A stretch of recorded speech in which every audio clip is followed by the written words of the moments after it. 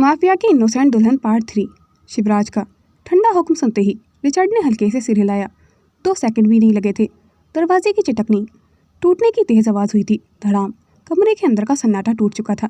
इतनी तेज आवाज़ सुनते ही बिस्तर पर पड़ी ईशा की पलकें फड़कीं। उसकी नींद टूट चुकी थी और वह झपकते हुए उठी। आंखें आधी बंद थीं और बाल बिखरे हुए थे। आवाज़ में नींद की मिठास भरी हुई थी। क्या है यार, कौन तोड़ रहा है दरवाज़ा सुबह सुबह? और तभी उसकी नज़र दरवाजे पर खड़े शिवराज पर पड़ी। कुछ पलों तक दोनों की आंखें टकराईं। ईशा की नींद 1 सेकंड में ही उड़ गई थी। गुस्से से उसकी आंखें लाल हो गई थीं। बिना कुछ सोचे उसने पास पड़ा तकिया उठाया और पूरी ताकत से उसकी ओर फेंक दिया था। तुम्हारी हिम्मत कैसे हुई मेरे रूम में ऐसे घुसने की? जाओ यहाँ से। मैं तुम्हारे कमरे में नहीं आ सकती तो तुम भी मेरे कमरे में नहीं आ सकते, समझे तुम? तकिया उड़ता हुआ सीधा दरवाजे के पास पहुंचा, मगर शिवराज ने एक जहरीली मुस्कान के साथ उसे हवा में ही कैच कर लिया था। सो रही थी, अब जाग गई हो, अच्छा है। उसकी आवाज़ में वही ठंडापन था, मगर आंखों में अजीब सी चमक थी। रॉबर्ट और रिचर्ड तो सांस ही रोक चुके थे। एक अनजान लड़की का यूं तकिया फेंकना शिवराज पर, वो भी इस लहजे में। शिवराज ने रिचर्ड के हाथ से ट्रे ली, अनटच ब्रेकफास्ट, और बिना उसकी तरफ देखे सीधा कमरे में दाखिल हो गया था, जैसे उसे परवाह ही नहीं थी ईशा की नाराजगी की। शिवराज के बढ़ते कदम देख ईशा अब तक बेड पर खड़ी हो चुकी थी, बालों को ठीक करते हुए, आंखों में आग और गालों पर नींद की लाली थी, और रात का गुस्सा अब भी कायम था। तुम कौन होते हो इस तरह मेरे रूम में आने वाले? और ये ट्रे क्यों ला रहे हो? मुझे भूख नहीं है, ईशा ने दूसरी तरफ मुकर कर कहा। मगर सच तो ये था कि नाश्ते की खुशबू से ही उसके पेट में चूहे कूदने लगे थे। शिवराज बिना जवाब दिए ट्रे टेबल पर रख चुका था। ईशा इधर उधर देखने लगी थी। कुछ तो होना चाहिए यहाँ जिससे तुम्हें मार सकूं, उसने मन ही मन बड़बड़ाया। उसकी नज़र कभी वाटर बॉटल पर तो कभी हेयर ब्रश पर जा रही थी, जैसे कोई बच्चा गुस्से में खिलौना फेंकने को ढूंढ रहा हो। उसने सिसकते हुए कहा, मुझे सब पता है, समझे? मेरे पीछे तुम क्या क्या गुल खिलाते हो, तभी मुझे अपने कमरे से निकाला था। हाँ? शिवराज की एक भौं हल्की सी ऊपर उठी। वो अब भी कुछ बोला नहीं था, बस उसकी बड़बड़ाहट को खामोशी से सुन रहा था। ईशा ने उंगली उसकी तरफ तानी। मेरे पीछे तुम्हारा अफेयर चल रहा है ना, है ना? उसने हल्की सी आंखें टेढ़ी करते हुए कहा, किसी हाई हील्स वाली लड़की के साथ। शिवराज अब भी उसी काम तोन में बहुत धीरे, बहुत कंट्रोल में आगे बढ़ा। अफेयर? इंटरेस्टिंग, उसने बेहद घेरी आवाज़ में कहा। वो थोड़ा झुका, उसके बेहद पास आकर फुसफुसाया, तुमने सपना देखा या तुम चाहती हो कि मैं किसी और के साथ अफेयर करूं? ईशा एक पल को सकपकाई, लेकिन फिर से उसका गुस्सा और बढ़ गया था। तुम मेरा मजाक उड़ा रहे हो? बिल्कुल नहीं। और बस इतना कहते ही एक तेज़ मूवमेंट में उसने ईशा को उसके दोनों हाथों से थामकर बेड से ऊपर उठाया और उसके 2 सेकंड में ही सीधा ज़मीन पर अपने सामने खड़ा कर दिया था। अब अगर लड़ना है तो ठीक से लड़ो। उसकी आवाज़ बेहद शांत थी, मगर आंखों में खेलती एक खतरनाक सीरियसनेस थी। ईशा पूरी तरह चौंक चुकी थी। उसके गाल गर्म थे और दिल तेज़ी से धड़क रहा था, न जाने गुस्से से या फिर शिवराज की नज़दीकी से। बाहर खड़े रिचर्ड और रॉबर्ट ने धीरे से एक दूसरे को देखा। रॉबर्ट फुसफुसाया, सर को किसी ने इस तरह जवाब दिया है पहले कभी? रिचर्ड ने नाम में सिर हिलाया, नहीं, और ना ही सर ने किसी को इस तरह माफ़ किया है। शिवराज के सामने खड़ी ईशा का चेहरा अब भी गुस्से से तमतमाया हुआ था। वो एक पल को उसकी आंखों में देखती रही थी और फिर नीचे देखा। उसका सिर ठीक शिवराज के सीने के सामने आकर रुक रहा था। ओह प्लीज़, तुम ईफिल टावर हो क्या? क्या ज़रूरत थी इतनी ज़्यादा हाइट बढ़ाने की? ईशा ने चिढ़ते हुए कहा, तुम्हारे साथ लड़ने के लिए अब मुझे स्टूल चाहिए, क्योंकि लड़ाई बराबरी की होनी चाहिए, समझे? शिवराज के होठों पर हल्की सी मुस्कान आ गई थी, मगर वो बोला कुछ नहीं था, बस उसी तरह उसे देखता रहा था। शायद रिचर्ड और रॉबर्ट ने पहली बार ही देखा था कि उनका खड़ूस बॉस मुस्कुरा भी सकता है। ईशा ने अपनी गर्दन ऊपर उठाकर गुस्से में उंगली उसकी तरफ की। हंसो मत, तुम्हारी हाइट देखकर मुझे डर नहीं लगता। देखना, आज मैं तुमसे फाइट में जीत ही जाऊंगी। तो जीतो, शिवराज ने एक कदम और आगे बढ़ाते हुए कहा, लेकिन ध्यान रहे कि शिवराज सिंह चौहान कोई आम इंसान नहीं है, उसने डरावनी सी टोन में कहा। पल भर को ईशा भी सिहर गई थी। ईशा ने उसे जोर से धक्का दिया, मगर उसने धक्का मानो दीवार को दिया था। शिवराज 1 इंच भी नहीं हिला था। ईशा और ज़्यादा चिढ़ गई थी। फिर उसने जल्दी से पास की वाटर बॉटल उठाई और ऊपर झपटकर उसके सीने पर पटकी। तुम्हारे जैसे लोगों के सीने में दिल नहीं होता, बस पत्थर होता है, और वो भी कई लड़कियों से प्यार करने के लिए। शिवराज ने बॉटल भी नहीं रोकी थी, बस वही खड़ा रहा था, सीरियस चेहरा, मगर आंखों में हल्की मुस्कान का खेल जारी था।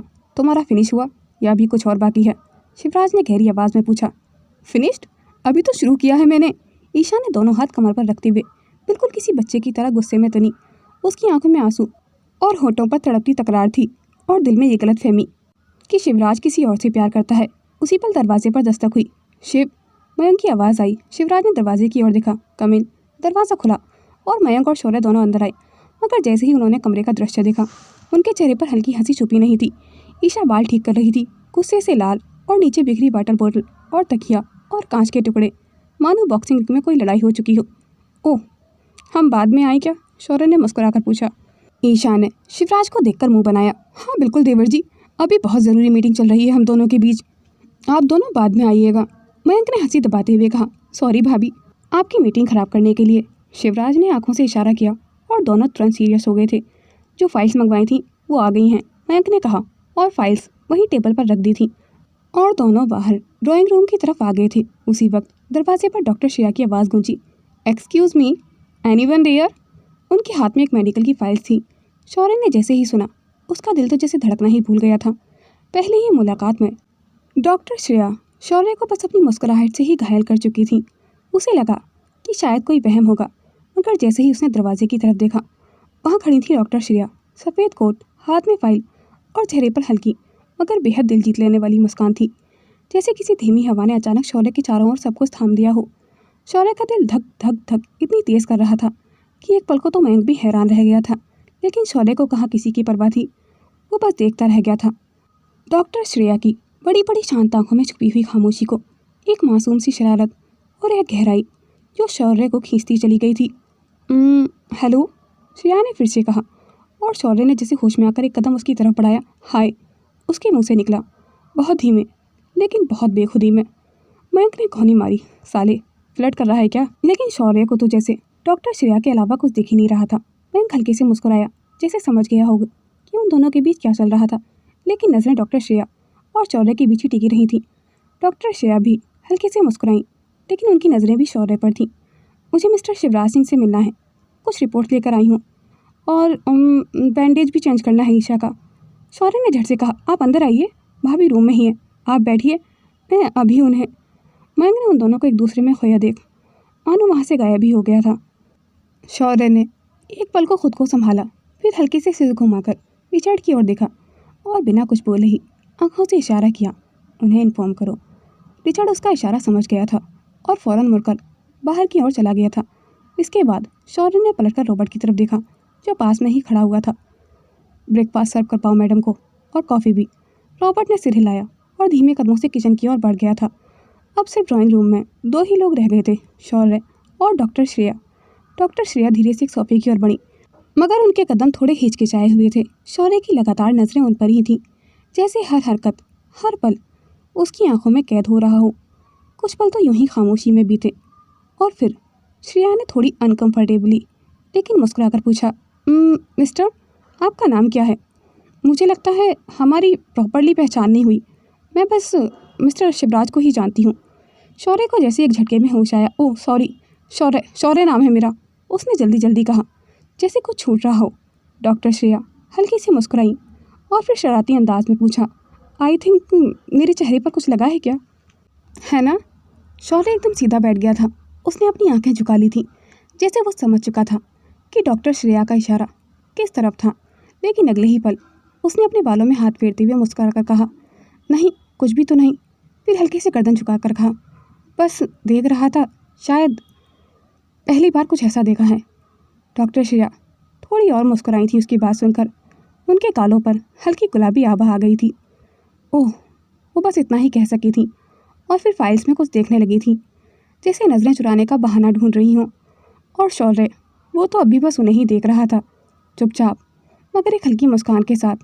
वहीं दूसरी तरफ कमरे के अंदर एक अजीब सी खामोशी के बीच बस कांच के टूटने की किरचें ज़मीन पर बिखरी हुई थी और उनके ठीक बीच ईशा गुस्से में आंसुओं से भीगी आंखों के साथ शिवराज का कॉलर पकड़े हुए थी।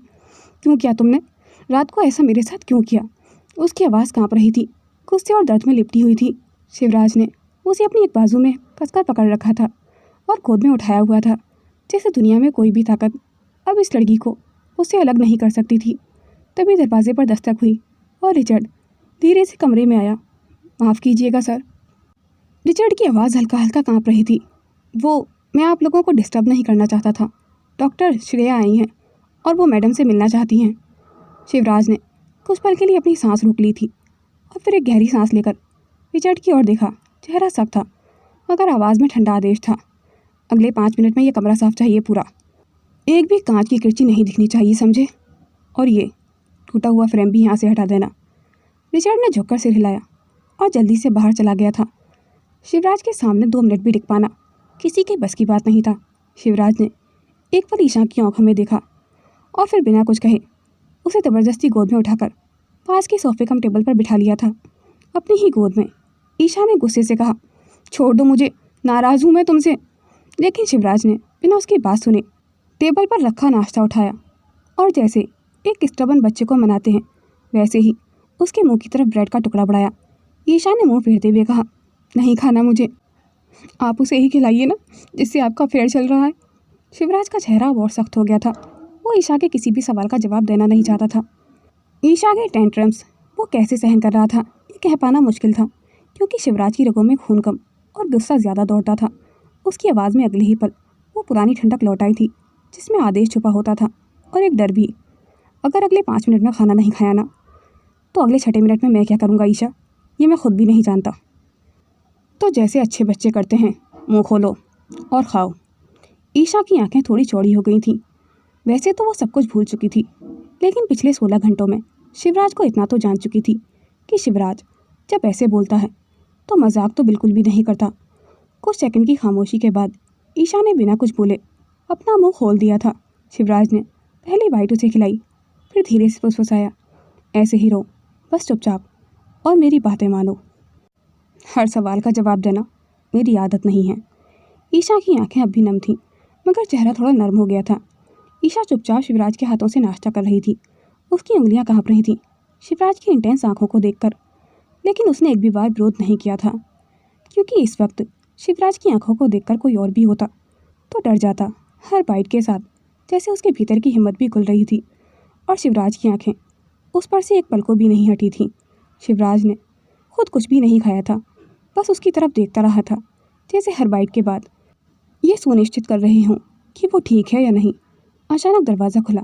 रिचर्ड अंदर आया, सिर झुकाकर बोला, सर मैं सफाई कर देता हूँ।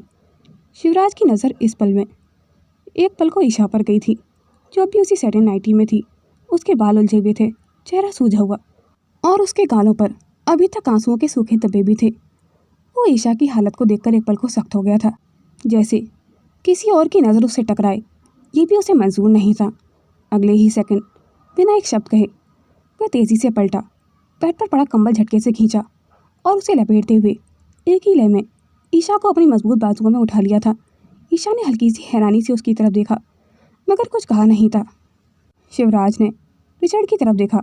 उसकी आवाज़ अभी बेहद कंट्रोल्ड, मगर एक नई तरह की पजेसिव टोन में थी। डॉक्टर श्रेया को मेरे रूम में भेजो। और एक सेकंड की चुप्पी के बाद उसकी आंखें रिचर्ड में गड़ गई थीं। और किसी और को वहाँ फटकने मत देना, समझे? शिवराज की ईशा की इस तरह फिक्र करना शायद जायज़ भी था, क्योंकि पूरे पेंट हाउस में सिर्फ मेल स्टाफ था, कोई भी फीमेल वहाँ नहीं थी सिवाय ईशा के। शिवराज ने बिना कोई और बात किए ईशा को उसी कंबल में लपेटे हुए एक पल के लिए कसकर अपने सीने से लगाया और फिर अपने कमरे की ओर बढ़ गया था। शिवराज के कदम भारी थे, मगर उनके सीने से लगी ईशा को पहली बार हल्का सा सुकून महसूस हो रहा था। उसे ना जाना क्यों शिवराज से अपनापन फील हो रहा था। वो बिना कुछ कहे उसे अपने कमरे तक ले आए थे। अंदर पहुंचकर नर्म बिस्तर पर बड़ी सावधानी से उसे बिठाया ताकि उसके कहीं चोट न लगे। बैठो, मैं डॉक्टर को भेजता हूँ। उनके लहजे में अभी वही सख्ती थी। डॉक्टर श्रेया जैसे ही कमरे में दाखिल हुई, ईशा की आंखों में एक सुकून उतर आया था। डॉक्टर ईशा, डॉक्टर श्रेया उसकी तरफ आई और उसके माथे पर हाथ रखा। अब कैसी हो तुम? ईशा ने हल्की सी मुस्कान दी, मगर पीठ और कंधे का दर्द उसके चेहरे पर साफ था।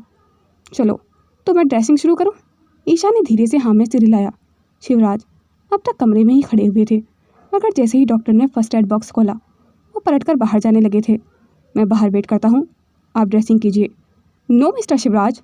डॉक्टर श्रेया की आवाज़ में एक तरह की ऑथोरिटी थी। शिवराज वहीं रुक गए थे। ये जख्म अभी भी खुले हुए हैं और पीठ की पट्टी बदलना आसान नहीं होगा मेरे लिए।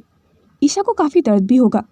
उन्होंने एक पल ठहरकर ईशा की तरफ देखा, फिर गंभीरता से शिवराज की तरफ। प्लीज़ आप उसे होल्ड कीजिए, और आप उसके हस्बैंड हैं, यहाँ किसी और से तो हेल्प नहीं ले सकती ना? शिवराज की आंखें तुरंत ईशा पर टिक गई थीं, जो चुपचाप बैठी हुई थी।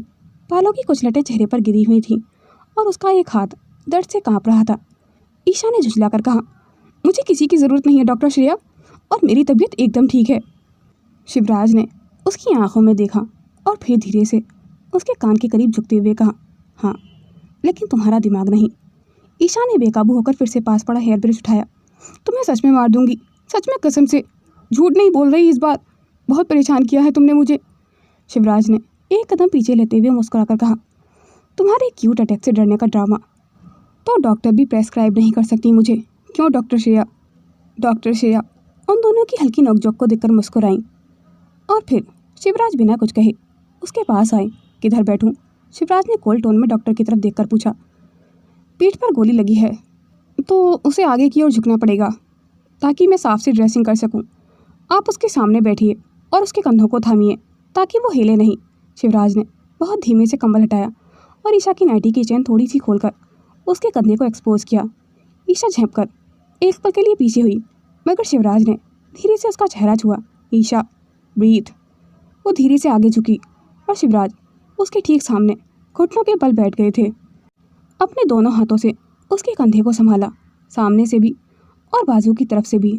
जैसे ही डॉक्टर श्रेया ने पीठ के घाव पर दवा रखी, ईशा की चीख हल्की सी फूट पड़ी थी। उसका पूरा शरीर कांप गया था, मगर शिवराज ने तुरंत उसे अपने सीने की तरफ खींच लिया था। बस 1 मिनट, मैं हूं ना, तुम्हें डरने की बिल्कुल भी ज़रूरत नहीं है। ईशा की सांसें अब तेज़ हो गई थी। उसके हाथ कांप रहे थे, मगर उसके कंधे पर शिवराज के हाथों का सख्त स्थिर स्पर्श उसके वजूद तक एक सुरक्षा बनकर उतर रहा था। बस थोड़ा और ईशा, थोड़ा और सह लो प्लीज़, डॉक्टर श्रेया ने उसे काम डाउन करते हुए कहा। शिवराज ने एक हाथ से उसका माथा सहलाया जिस पर पसीने की बूंदें चमक रही थीं और दूसरे से उसकी उंगलियों को कसकर पकड़े रखा था। ईशा ने डर से आंखें बंद कर ली थीं, मगर उसकी आंखों के कोने से एक आंसू निकलकर उसके कानों पर आ गिरा था। डॉक्टर श्रेया ने पेट की पट्टी बदल दी थी। ईशा अब तक हल्की सी थक चुकी थी, मगर दर्द से ज़्यादा उसके दिल की धड़कनों ने उसे बेचैन कर दिया था, जो शिवराज की नज़दीकी से लगातार बढ़ रही थीं। अब फ्रंट वाला ड्रेसिंग भी चेंज करना होगा, डॉक्टर श्रेया ने नज़रें नीची करते हुए कहा। सीने पर जो चोट थी वहाँ थोड़ा इन्फेक्शन हो रहा है। ईशा सहम कर एक पल को रुकी। वो झिझकी और उसने नज़रें झुका ली थीं। डॉक्टर श्रेया की बात सुनकर शिवराज थोड़ा हैरान हो गया था। उसकी भौहें हल्की सी सख्त हुईं। उसने सख्त आवाज़ में कहा, मैं बाहर जा रहा हूँ, आप कीजिए। नहीं, ज़रूरत नहीं, डॉक्टर श्रेया ने कहा।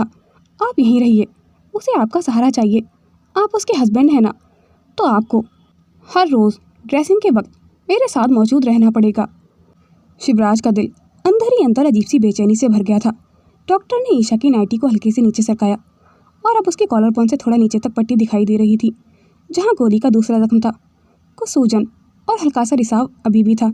शायद ईशा के कल बहुत ज़्यादा गुस्सा करने की वजह से जख्म भरने के बजाय थोड़ा और गहरा हो गया था। ईशा ने कांपते हुए अपनी आंखें बंद कर ली थीं।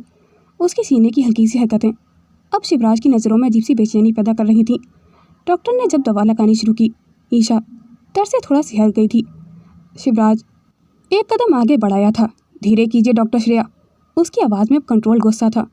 डॉक्टर श्रेया ने पलटकर उसकी तरफ देखा। मैं धीरे ही कर रही हूँ मिस्टर शिवराज। वो वहीं ईशा के पास बैठ गया था। जैसे उसका दर्द अब उसके लिए बर्दाश्त कर पाना मुश्किल था और धीरे से उसकी उंगलियां थामनी थीं।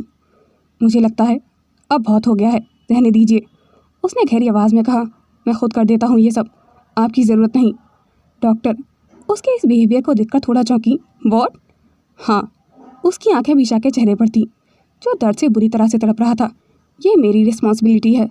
डॉक्टर श्रेया थोड़ी चुप हो गई थी, फिर धीरे से मुस्कुराई। फ़ाइन, फिर आपको एंटीसेप्टिक भी लगाना आना चाहिए। जो भी ज़रूरी है मैं सब सीख लूँगा इसके लिए, उसने ठंडी आवाज़ में कहा, मगर उसकी आंखों में एक अजीब सी आग थी। मिस्टर शिवराज, आई नो आप ईशा के लिए थोड़ा पजेसिव हैं, बट मुझे मेरा काम करने दीजिए। वैसे ईशा बहुत लकी है, उसको आप जैसा हस्बैंड मिला है। ईशा अभी अपनी नज़रें झुकाए हुई थी। वो कैसे बताती डॉक्टर श्रेया को कि कल उसी के प्यारे हस्बैंड ने उसे कमरे से बाहर निकाल दिया था। उसकी सांसें भारी थीं और चेहरे पर अब भी हल्की नाराज़गी दिख रही थी। कंबल थोड़ा सा ढलका हुआ था। डॉक्टर श्रेया ने आखिरी पट्टी सावधानी से बांधी और धीरे से हाथ पीछे खींचा। हो गया मिस्टर शिवराज, उन्होंने कहा। फिर शिवराज की तरफ देखा हल्की सी मुस्कान के साथ। फिर उन्होंने अपने किट से इंजेक्शन निकाला। थोड़ा दर्द होगा ईशा, मगर ज़रूरी है। तुम्हें बहुत ज़्यादा पेन हो रहा है ना, तो ये पेन किलर है। ईशा ने धीरे से सिर हिलाया। उसकी आंखें अभी बंद थीं। उसके चेहरे पर पसीने की हल्की परत थी। शिवराज की पकड़ उसकी उंगलियों पर और टाइट हो गई थी, जैसे हर दर्द को खुद महसूस कर रहा हो। सुई जब ईशा की त्वचा में धंसी तो ईशा ने अनजाने में ही अपनी उंगलियों से शिवराज की कलाई को जकड़ लिया था उसके नाखून हल्के से गड़ गए थे। शिवराज की सांसें गहरी थीं, मगर उसने उफ तक नहीं की थी। उल्टा उसने अपना दूसरा हाथ उसके सिर पर रख दिया था, धीरे से उसके बालों को सहलाते हुए, जैसे उसे दर्द का एहसास ही नहीं था। डॉक्टर श्रेया इंजेक्शन ख़त्म कर चुकी थी। अब तुम आराम करो ईशा, उन्होंने नर्म आवाज़ में कहा। मैं कल फिर आऊँगी तुम्हें देखने के लिए। फिर उन्होंने शिवराज की तरफ देखा। और मिस्टर शिवराज, आपको तो थोड़ा एक्स्ट्रा केयरफुल रहना पड़ेगा अब। कंधे का जख्म अंदर तक गया है, इन्फेक्शन बड़ा तो मुश्किल हो सकती है। हद से ज़्यादा मूवमेंट, टेंशन या स्ट्रेस नहीं होना चाहिए ईशा को। मैं जानती हूँ ईशा का मेमोरी लॉस हुआ है, उसे एडजस्ट करने में थोड़ा वक्त लगेगा, तो प्लीज़ उसके साथ कोऑपरेट कीजिए। और उसे कंप्लीट रेस्ट की ज़रूरत है, इस बात का ध्यान आप ज़रूर रखिएगा। शिवराज ने उसकी आंखों में देखा और धीमे से सिर हिलाया। मैं ध्यान रखूँगा डॉक्टर, उसने सख्त लहजे में कहा। जब तक उसे ये याद नहीं आ जाता कि शिवराज के सामने दोबारा आकर उसने कितनी बड़ी गलती की है, तब तक तो उसे कुछ भी नहीं होने दूंगा मैं, उसने लगभग फुसफुसाते हुए कहा। और उसकी आंखों में ईशा के लिए इस कद्र नफरत थी जिसे बयां कर पाना नामुमकिन था। उसने अपने दिल पर हाथ रखते हुए कहा, कुछ जख्म बहुत गहरे होते हैं जो शायद कभी नहीं भरते। उसने एक नज़र ईशा की तरफ देखा जो अब गहरी नींद में सो चुकी थी। उसने ब्लैंकेट उठाया और ईशा के ऊपर डाल दिया था और फिर डॉक्टर श्रेया के साथ अपने रूम से बाहर आ गया था।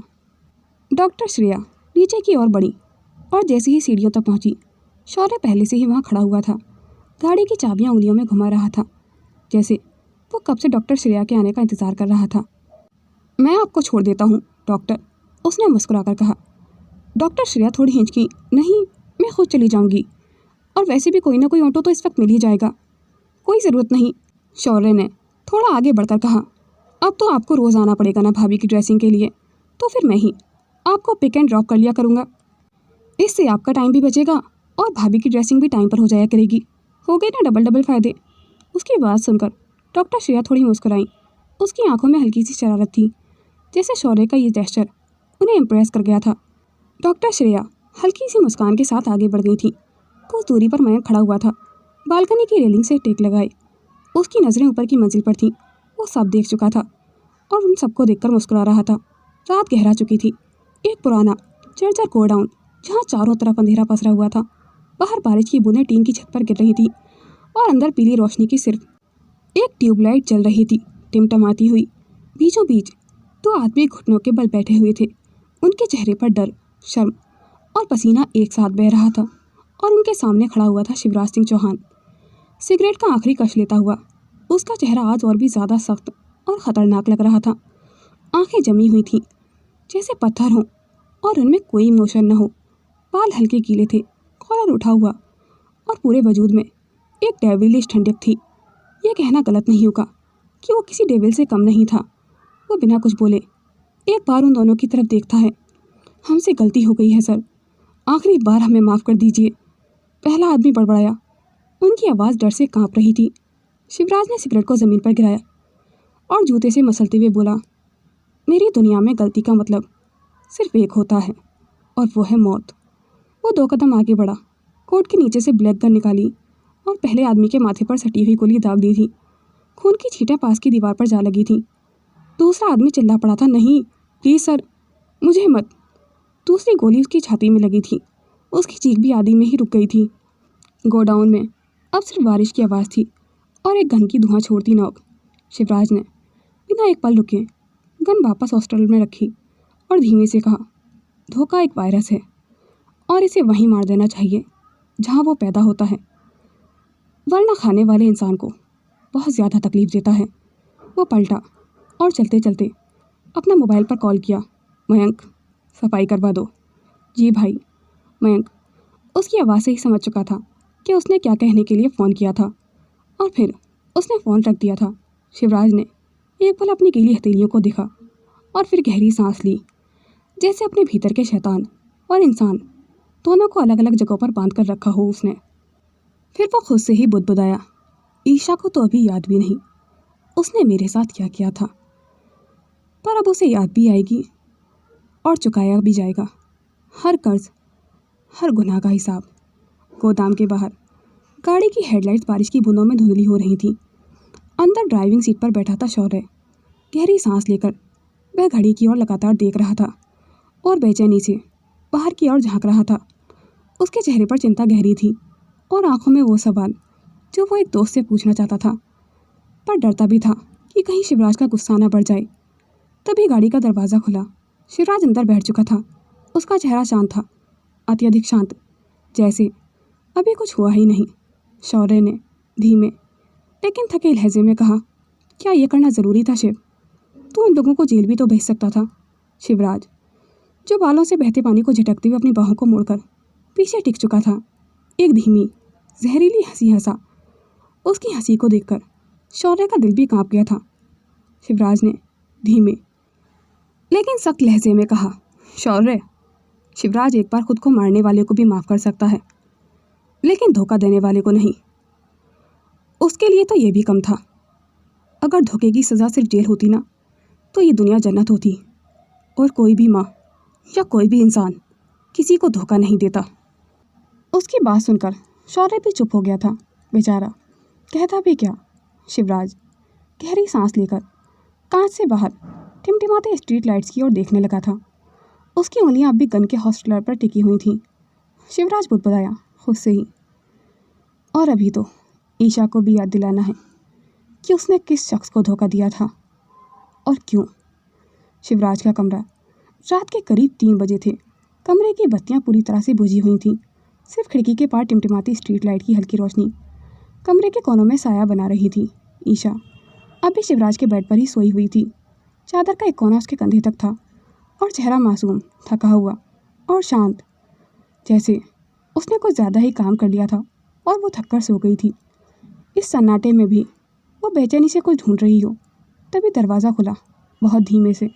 शिवराज को पता था कि ईशा अभी तक उसी के कमरे में है, लेकिन वो नहीं चाहता था कि ईशा उसे इस हाल में देखे। शिवराज कमरे के भीतर दाखिल हुआ। उसके कपड़े, काले शर्ट और जैकेट खून से सने हुए थे। उसके हाथों पर ताज़ा लहू के छींटे अब भी चमक रहे थे। उसकी आंखों में उस वक्त कुछ भी पढ़ पाना नामुमकिन था। वो सीधे बाथरूम की ओर बढ़ा, दरवाज़ा हल्के से बंद किया ताकि ईशा की नींद न टूटे। और कुछ देर बाद शावर ऑन हो चुका था। गर्म पानी की बूंदें उसके चेहरे और शरीर से बहते हुए खून को धो रही थीं।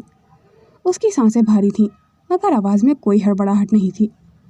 कुछ मिनट बाद शिवराज तौलिए से हाथ पहुँचता हुआ बाहर आया।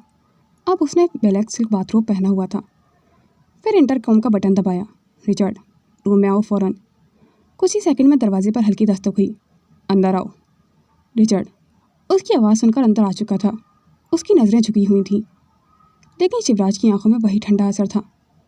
ईशा ने दवाई ली थी? खाना खाया था टाइम पर? रिचर्ड ने धीरे से कहा, जी सर, मैंने खुद टाइम पर दिया था। मैडम ने खाना भी खा लिया था, बस आपको याद करते हुए देर तक बैठी रही थी। अभी कुछ ही देर पहले सोई हैं। शिवराज ने एक पल चुप रहकर कहा, ठीक है, लेकिन कल से कुछ फीमेल स्टाफ अपॉइंट करो ईशा की देखभाल के लिए। मैं नहीं चाहता कि वो इस घर में अकेला महसूस करे। रिचर्ड कमरे से बाहर चला गया था और शिवराज बस ईशा की तरफ ही देख रहा था। कुछ पल के लिए वो बिना नजरें झपकाए बस उसे ही देखता रहा था, और अगले ही पल उसकी आंखें एकदम सख्त हो गई थीं। लेकिन उस सख्ती में एक अजीब सी उलझन छुपी हुई थी। शिवराज का कमरा कुछ घंटों बाद, तड़के सुबह करीब 4:45 बजे होंगे। कमरा अब पूरी तरह शांत था। शिवराज बेड पर ही ईशा के करीब लेटा हुआ था, एक हाथ माथे पर और दूसरा ढीला होकर नीचे गिरा हुआ था। उसकी सांसें गहरी थीं, चेहरे पर हल्की थकान और सुकून साथ साथ थे। लेकिन ईशा की आंखें अब खुली हुई थीं। वो हिली भी नहीं थी, बस चुपचाप बिना कोई हलचल किए शिवराज को देख रही थी।